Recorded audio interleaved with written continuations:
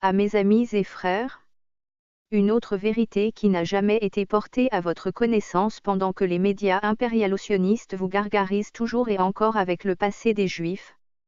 Était-ce vrai ou était-ce faux?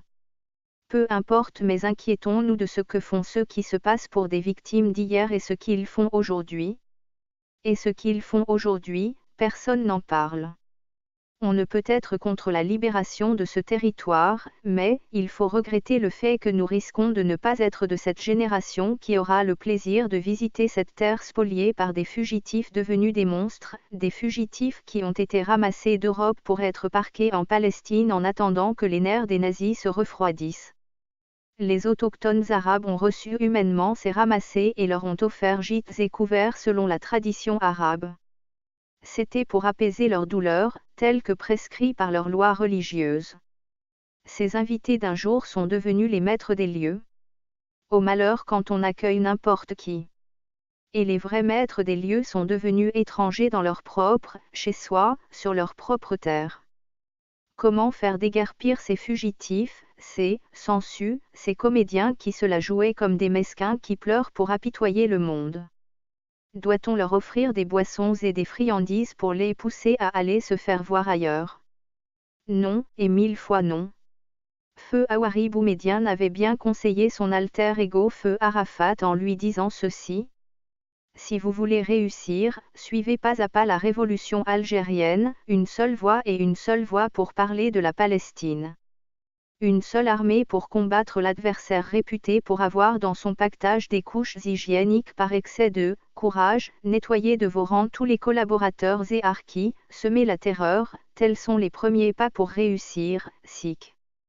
Boumedienne partit de ce monde, suivi de son ami et frère Arafat, la traîtrise des chameliers, de ses roitelets en gandoura, tarbouche, babouche avec chapelet en main pour paraître comme de vrais musulmans, leur harkisme est apparu au grand jour.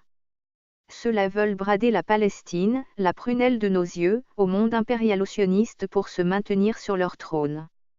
Les peuples arabes, depuis le Maroc, royaume à l'origine de la débâcle arabe en 1967, jusqu'à l'Arabie théoudite en passant par Mascate, la Jordanie, le Qatar, l'Égypte, ces peuples sont en ébullition parce qu'ils comprennent aujourd'hui, mieux qu'hier, pourquoi Saddam Hussein a été assassiné, pourquoi Arafat a été empoisonné, pourquoi Boumedienne a été empoisonné et pourquoi Kadhafi a été assassiné. Ces leaders ont été éliminés, programmés pour disparaître, pour permettre aux prétendus rois arabes d'avoir les mains libres, au point où les gardiens des lieux saints de l'islam reprochent actuellement aux Palestiniens le fait de se braquer vers El-Quds alors que les Palestiniens devraient, disent ces enturbanés qualifiés de harkis, se contenter d'un douar aux alentours d'El-Quds. Il ne saurait y avoir de paix au Moyen-Orient jusqu'à ce que, le Palestinian flag, drapeau palestinien, flotte sur la Palestine, toute la Palestine avec El-Quds comme capitale. Que l'Hindu occupant de la Palestine s'inspire de la guerre du Vietnam, où sont actuellement les GIs. Que l'Hindu occupant de la Palestine s'inspire de la guerre d'Indochine, où sont les soldats coloniaux français face à l'armada du général Giap.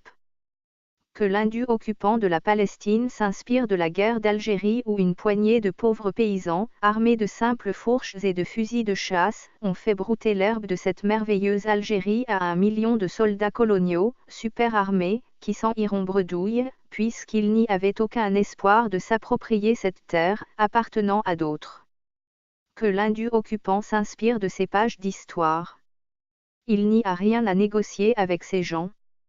Permettez-moi de conclure avec une réflexion du leader Chavez, qui a toujours reproché aux Palestiniens de négocier avec l'usurpateur israélien, en disant ceci. Je ne comprends pas ce que peuvent négocier ces Palestiniens avec les Israéliens. La seule chose à négocier est de savoir comment ces Israéliens doivent quitter les lieux. Par air ou par mer. Sikh.